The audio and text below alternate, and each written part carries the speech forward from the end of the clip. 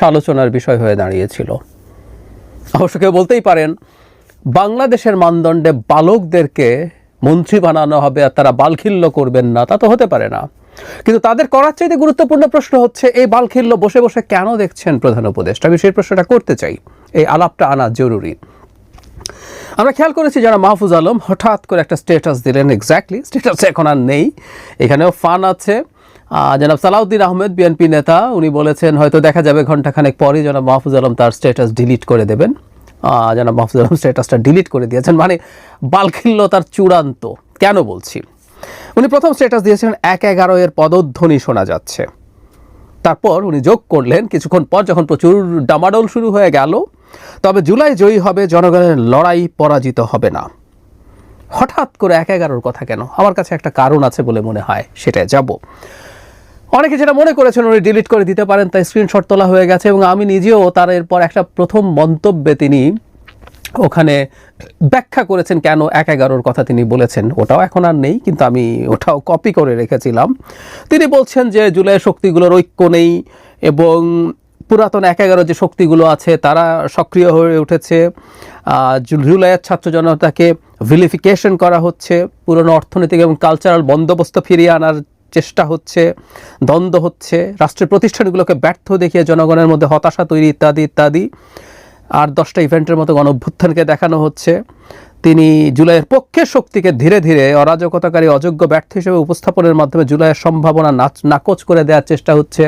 বলা হচ্ছে নির্বাচন নিয়ে কোনো সমস্যা না থাকলেও সেটা নিয়ে টানাপোড়েন দেখানোর চেষ্টা হচ্ছে ইত্যাদি ইত্যাদি। সব কিছু মিলিয়ে তিনি মনে করছেন। আচ্ছা, প্রথম কথাটা হচ্ছে এটা কি হঠাৎ করে একদিন দুদিনে হয়েছে? তিনি হঠাৎ করে এই স্ট্যাটাসটা কেন দিলেন? কি ঘটলো যে 4 অগস্ট তাকে এই স্ট্যাটাসটা দিতে হয়েছে? একটা কথা মনে রাখা দরকার, 1-11 হবে কি না, 1-11 হওয়ার মতো প্রেক্ষাপট আসলে দেখা যায়। যদি আক্ষরিক অর্থেই আমরা দেখি যে সময় 1-11 হয়েছিল, বোঝা যাচ্ছিল দেশ এমন একটা সমস্যার দিকে এগিয়ে যাচ্ছে। সেই রকম সমস্যা কি এক্সিস্ট করে এখন? উত্তর হচ্ছে না। তাহলে তিনি কেন বলছেন? এই যে যাবতীয় যা যা কথা বলছেন এগুলো দীর্ঘদিন থেকে তিনি বলেছেন, উনি আগেও একাধিকবার এসব কথা লিখেছেন। আমরা একটু তার অন্য বালখিল্যগুলো যোগ করে নেই। মানে কি, এই কয়েকদিন আগে তিনি একটা স্ট্যাটাসে স্পষ্টতই এনসিপিকে দায়ী করেছেন। যখন তার ভাইয়ের বিরুদ্ধে দুর্নীতির অভিযোগ করা হয় তখন তিনি সেটা নিয়ে জানান যে একটি নতুন দলের সর্বোচ্চ নেতৃত্বের অনেকে করাপশনে জড়িত। পরে কিছুক্ষণের মধ্যে সেটা আবার এডিট করে বিভিন্ন রাজনৈতিক দলের যোগ করেছিলেন। আমরা নিশ্চয়ই মনে করতে পারবো একবার তিনি অখণ্ড বাংলা, ভারতের বিভিন্ন অংশ, বিহার, উড়িষ্যা সব কিছু মিলিয়ে, পশ্চিমবঙ্গ টঙ্গ মিলিয়ে একটা অখণ্ড বাংলার আলাপ দিয়ে তীব্র সমালোচনার মুখে সেই স্ট্যাটাস ডিলিট করেছেন। ধরে নিলাম যে তখন খানিকটা অপরিণত ছিলেন তিনি, মাত্রই ক্ষমতায় এসছেন, এত কিছু বুঝে উঠতে পারেননি। কিন্তু এরপর চলছে এবং ক্রমাগত চলছে। এই যে লাস্ট যে ঘটনাটা, উনি এটা ডিলিট করে কি অর্জন করলেন আসলে? তার মানে কি উনি যে কথাটা বলেছেন এটা মিথ্যা কথা? বা প্রথম যখন দিলেন এরপর আবার অ্যাড করলেন যে না, তিনি মনে করছেন যে অভ্যুত্থানের শক্তিগুলো জয়ী হবে। প্রথম কি তা মনে করেননি? তাহলে কেন সেটা লিখেননি? পরে আবার লিখলেন কেন? আবার ব্যাখ্যা দিলেন এবং ডিলিট করেন। ডিলিট করার মাধ্যমে কি অর্জন করলেন? তার যে কথা, আমি এই জন্য বলছি যে আমি যদি মনে করি যে আমি কোনো একটা কিছু ভুল করেছি তাহলে আমি ক্ষমা চাইবো যে আমার এই কথাটা ভুল, আমি এই কারণে এটা বলেছিলাম, এটা আমার উচিত হয়নি, তখন আমি এটা উইথড্র করতে পারি। আদারওয়াইজ আমি ডিলিট করেছি মানে আমার আগের বক্তব্য তো সব মানুষের কাছে রয়ে গেল, সেই বক্তব্য তো আমি প্রত্যাহার করিনি। এগুলোই বলছি। প্রধান উপদেষ্টা যখন এই ধরনের উপদেষ্টাকে নিয়েছিলেন, ছাত্রদেরকে নিয়েছিলেন, তখনই একটা আলাপ করেছিলাম, এটা পরের দিকে বলবো, এবং তার জায়গা থেকে এটা একটা ডিজাস্টারাস সিদ্ধান্ত হয়েছে। কিন্তু যে কথাটা বলছিলাম, হঠাৎ করে 1-11 দেখছেন কেন জনাব মাহফুজ আলম? আমি ধারণা করি গতকাল একটা ঘটনা ঘটেছে। টিআইবি, ট্রান্সপারেন্সি ইন্টারন্যাশনাল বাংলাদেশ, একটা ব্রিফিং করেছে গত 1 বছরের পরিস্থিতি নিয়ে। ওখানে সব রাজনৈতিক দল, এমনকি বিএনপিকেও কঠোর সমালোচনা আছে, কিন্তু এনসিপি সম্পর্কে তারা দুটো বক্তব্য দিয়েছেন, যে দুটো বক্তব্য সম্ভবত এখন তাদের খুব গায়ে লাগা শুরু হয়েছে।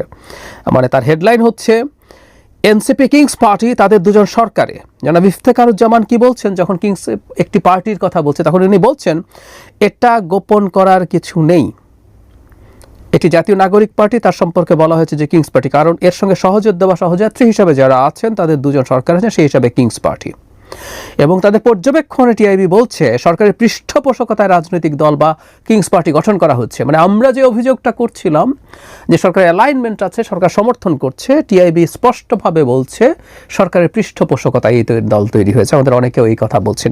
এবং আরেকটা জায়গায় বলছেন 5 আগস্ট পরবর্তী সময়ের মধ্যেই সেই পুরনো যে ধরনের বাজে রাজনৈতিক কর্মকাণ্ড বা এগুলো রাজনীতিও না, চাঁদাবাজি, সন্ত্রাস, এগুলোকে ইন্ডিকেট করে বলছেন যে পুরো অন্য দলগুলো সেই পথে চলে গেছে। এমনকি নতুন দলটাও শুরু থেকে একই পথেই গেছে। মানে এটা যখন বলেন তার মানে এনসিপি নিয়ে একদম ক্লিয়ার। এই জায়গাটা একটু পড়ি।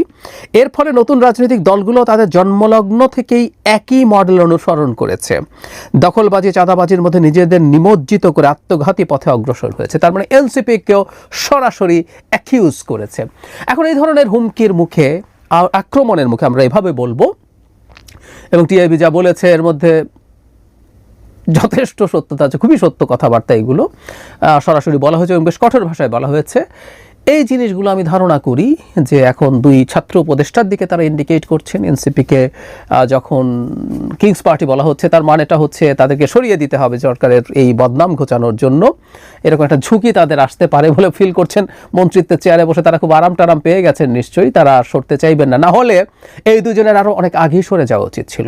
এই দুজনকে দিয়ে যেহেতু এনসিপি দলটা অভিযুক্ত হচ্ছে, তারা নিজেরাই সরে যাওয়া উচিত ছিল, অথবা ডক্টর ইউনূসকে তাদেরকে সরিয়ে দেওয়া উচিত ছিল। বোধ করি এখন যারা মাহফুজ আলম খানিকটা ইনসিকিউর ফিল করছেন যে সরকার এবার বা সরকার প্রধান এবার তাদেরকে সরে যেতে বলে কিনা, সেটা নিয়ে তারা হয়তো ভয় পাচ্ছেন। তাই এখন এই আলাপ আমরা দেখেছি, যখনই কোনো সমালোচনা এসে হাজির হয় তখন আপনি এমন একটা কিছু আনেন যেটার মাধ্যমে নিজেদেরকে একটু রক্ষা করার চেষ্টা। যে তাত্ত্বিকভাবে বলছি যে একটা 1-11 মতো পরিস্থিতি হয়, এটা তো সত্য কথা যে তখন আমরা হুড়মুড় করে এই সরকারের পেছনে দাঁড়াবো, তখন অন্যান্য যাবতীয় আলাপ আলোচনা থাকবে না, আমরা অনেকেই বলবো নিশ্চয়ই আমরা একটা 1-11 চাই না, ইত্যাদি ইত্যাদি। একইভাবে মাঝে মাঝে আওয়ামী লীগকে ডেকে আনা হচ্ছে। ইভেন আমরা স্বয়ং প্রধান উপদেষ্টাকে দেখছি যে তিনি পতিত স্বৈরাচারী শক্তি আবার শক্তি অর্জন করে নির্বাচনকে বানচাল করতে চায় ধরনের আলাপ আনছেন।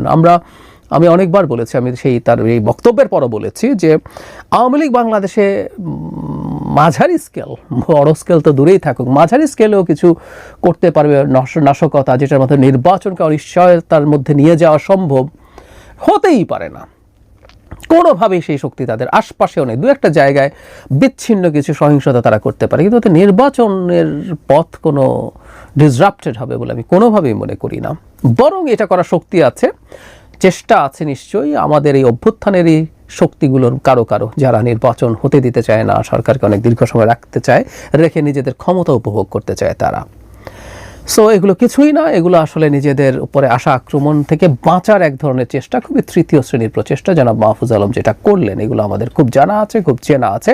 মোটেও 1-11 পরিস্থিতি দেশে নেই, কিন্তু উনি এটা ডেকে এনেছেন। কিন্তু যে কথাটা বলছিলাম শুরুতে, প্রধান উপদেষ্টা কেন এদেরকে এখন পর্যন্ত এদের বালখিল্য সহ্য করছেন? এই সরকার যখন প্রথম গঠিত হয় মিনমিন করে বলেছি, আসলে তখন এই সরকারকে চোখ বন্ধ করে সমর্থন করেছি, করা উচিতই ছিল। শুরু থেকেই সমালোচনা করতে চাইনি, অন্তত কয়েক মাস এই সরকারকে ডিফেন্ড করার চেষ্টা করছি। এই সরকারের এখন সমালোচনা করি, কিন্তু এই সরকারকে আমি এখনও ওন করি। আই রিপিট, অনেকে ভুল করেন এটা, আমি এখনও এই সরকারকে সিরিয়াসলি ওন করি। সরকার আমার সরকার, আমাদের সরকার।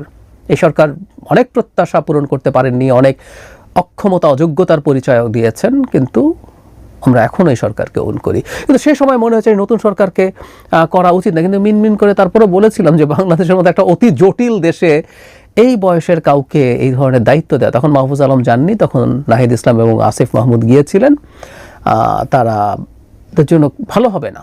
আর একই সাথে ক্ষমতার মধ্যে যাওয়া মানে নানা রকম দুর্নীতি, অনিয়ম। আমরা মাহফুজ আলমের বিরুদ্ধভাবে শুনিনি, কিন্তু জনাব আসিফ মাহমুদ সজীব ভুঁইয়ার বিরুদ্ধে ক্ষমতার অপব্যবহার, দুর্নীতি সহ যে কোনো কিছু ভয়ঙ্কর সব অভিযোগ আমরা পেয়েছি আসিফ মাহমুদের বিরুদ্ধে। আর নাহিদ ইসলামের বিরুদ্ধে আমরা আসলে এই ধরনের অভিযোগ আমি অন্তত আমার কানে আসেনি। সো নানান রকম সমস্যা কেউ না কেউ করবেন, হয় দুর্নীতি, অক্ষমতা, অদক্ষতা হবে, তার সাথে এসব বালখিল্য হবে। মন্ত্রীর চেয়ারে বসে এই ধরনের কাজ করছেন, মানে আমরা এখন সাধারণ নাগরিক যেটা যদি চিন্তা করি, একজন মানুষ আমাদের এই মন্ত্রিত্বের চেয়ারে আছেন যিনি এভাবে ফ্লাকচুয়েট করেন, যিনি তার নিজের একটা বক্তব্যে স্থির থাকতে পারেন না। ভুল হলে ভুল, উনি যদি সঠিক মনে করেন ওটাই থাকবে, আর ভুল হলে আবার তাকে ক্লিয়ারলি বলতে হবে, না আমি আসলে এই কারণে, আমি দেখলাম ঝামেলা হচ্ছে তাই আমি বাঁচার জন্য এটা করেছি। কিছু একটা বলে তারপর সেটা প্রত্যাহার করতে হবে। এর আগে স্ট্যাটাসে একই করেছেন, তার আগে করেছেন। প্রধান উপদেষ্টার খুব দ্রুত আমি মনে করি উচিত এদেরকে সরিয়ে দেয়া। দুর্নীতি, দুঃশাসন, ক্ষমতার অপব্যবহার, এক ধরনের মাফিয়াগিরি আসিফ মাহমুদের বিরুদ্ধে আছে, সেগুলো যদি সরিয়েও রাখি, তিনিও সেনা প্রধানের বিরুদ্ধে যে ধরনের একটা ইন্টারভিউ দিয়েছিলেন, এগুলো অবিশ্বাস্য, বিভৎস। কেন প্রধান উপদেষ্টাদেরকে সহ্য করে যাচ্ছেন আমি আসলে জানি না।